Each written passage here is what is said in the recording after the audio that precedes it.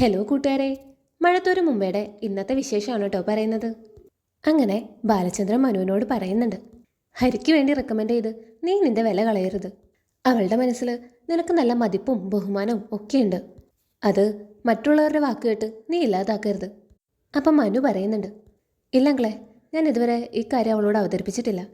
അങ്കിളിനോട് കൂടി ഒന്ന് ആലോചിച്ചിട്ട് തീരുമാനിക്കാമെന്ന് വിചാരിച്ചു. എൻ്റെ അഭിപ്രായത്തിൽ നീ ഈ കാര്യം അവളോട് പറയാതിരിക്കുന്നതാണ് നല്ലതെന്ന് ബാലേന്ദ്രൻ പറയുന്നുണ്ട്.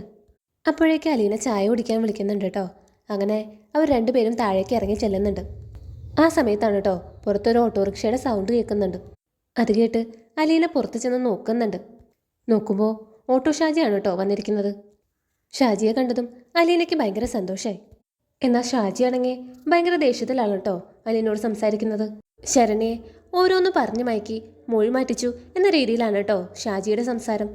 അതിനുശേഷം അലീന അങ്ങോട്ട് തിരിഞ്ഞു നോക്കാത്തതിലുള്ള പരാതി ഉണ്ടായിരുന്നു കേട്ടോ ഷാജിക്ക്. ശരണ്യ ഷാജിയെ വിളിച്ച് കാര്യം പറഞ്ഞതിൻ്റെ അടിസ്ഥാനത്തിലാണ് കേട്ടോ ഷാജി അലീനയെ കാണാൻ വന്നത്. അങ്ങനെ അലീനോട് ദേഷ്യപ്പെട്ട് ഷാജി തിരിച്ചു പോകുന്നുണ്ട്. അലീനയ്ക്കാണെങ്കിൽ അത് കേട്ടപ്പോൾ ആകെ വിഷമായി. അകത്തേക്ക് ചെന്നതും ബാലേന്ദ്രനും മനുവും ചോദിക്കുന്നുണ്ട് ആരാ വന്നതെന്ന്. ഷാജി ചേട്ടനാ വന്നതെന്ന് അലീന പറയുന്നുണ്ട്. എന്തിനാ അയാൾ നിന്നോട് ദേഷ്യപ്പെട്ടെന്ന് ചോദിക്കുന്നുണ്ട് മനു. അത് ദേഷ്യപ്പെട്ടതല്ല, ശരണ്യെ കാണാൻ പോവാത്തതിലുള്ള പരാതി പറഞ്ഞതാണെന്ന് പറയുന്നുണ്ട് അലീന. എത്രയും പെട്ടെന്ന് ശരണ്യെ കാണാൻ പോകണമെന്ന് പറയുന്നുണ്ട് അലീന. അലീനയെ ഒറ്റയ്ക്ക് വിടാൻ ധൈര്യമില്ലെന്ന് ബാലേന്ദ്രനും പറയുന്നുണ്ട്.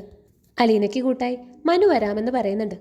മനുവിനെ ആരെങ്കിലും തിരിച്ചറിഞ്ഞാലോ എന്നുള്ള പേടിയുണ്ട് കേട്ടോ അലീനയ്ക്ക്. അത് കുഴപ്പമില്ല, താൻ മാസ്ക് വയ്ക്കാമെന്ന് പറയുന്നുണ്ട് മനു. അങ്ങനെ മനു അലീനയും കൂടി ശരണ്യെ കാണാൻ പോകുന്നുണ്ട്.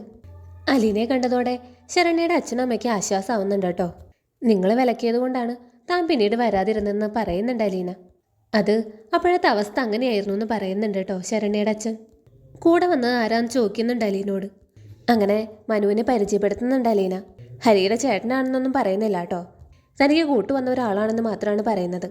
പാലായിലാണ് താമസം, IT കമ്പനിയിൽ ജോലി ചെയ്യുന്നുവെന്ന് മാത്രമാണ് കേട്ടോ മനു പറയുന്നത്.